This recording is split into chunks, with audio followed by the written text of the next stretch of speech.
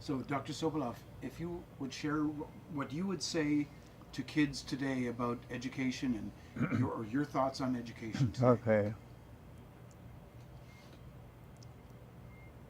When I was a child in this small village of Killisnoo, we practically lived right next door to the big red schoolhouse. And for some good reason, I loved to go to school. We had two good teachers, one big classroom, and it was a nice atmosphere. It was a friendly atmosphere. And my mother and father were also supportive of my sister and I going to school. So father and mother supported us, and we knew what they wished, and we liked it, and our teachers were good. And, uh, and we listened to the teachers. And, and for some good reason, all through my schooling from the first grade through the fourth grade, I had perfect attendance. And and then the teacher would give me a book at the end of the year for perfect attendance. But I didn't go to school for perfect attendance, but it is perfect attendance. And also we had fairly good grades. And I just sensed that my teachers were determined not to let me fail. Today we have, it's not only in junior, but across the nation, we have dropouts, we have failing students. It isn't so much that the students are failing, but the teachers are failing to retain the students, but nobody says that. It's always the blame on the student, and the teacher is not even mentioned.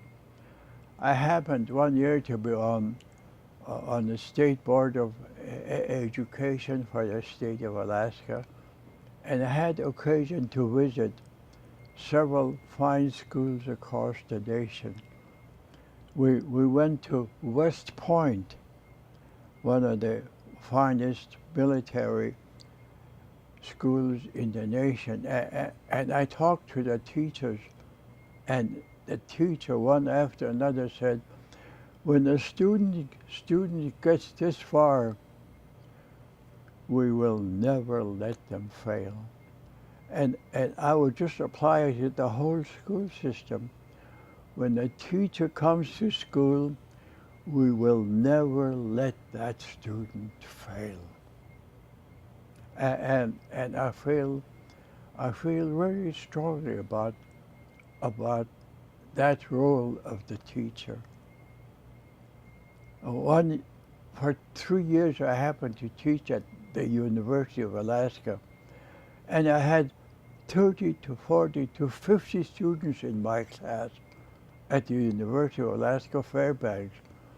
And I talked to the students and I said, this is your class. Make the best of it, and I will help you.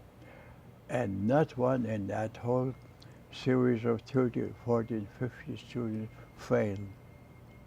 I worked with them, they worked with me, and they passed. Some of them with B's and C's, a lot of A's and a lot of B's. I was determined. I said to them, I will not let you fail if you will work with me. And it worked. Period. Dr. Soboleff, what advice would you give to the kids today?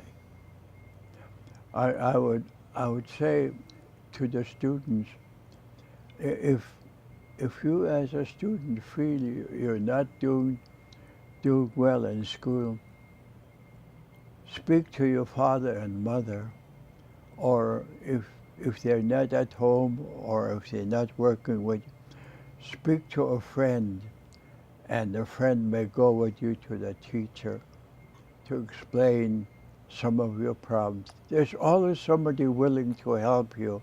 There's always somebody willing to help you. And talk to the teacher. And once the teacher understands, the teacher will come to your rescue. And that's the way it should be. What advice would you give to parents? I would, I would advise the parents to not forget that the parents are just as responsible for the success of their student, not only in school, but for life's journey. The parents have a responsibility. If there was one really important thing that you think can change education to make it better, what would it be? It would be to student, for the teacher. As soon as the teacher notices that the student isn't doing well, to come to the rescue of that student. Very good. Excellent. Very good, Dr. Soboleff. Thank you. No charge No today. charge.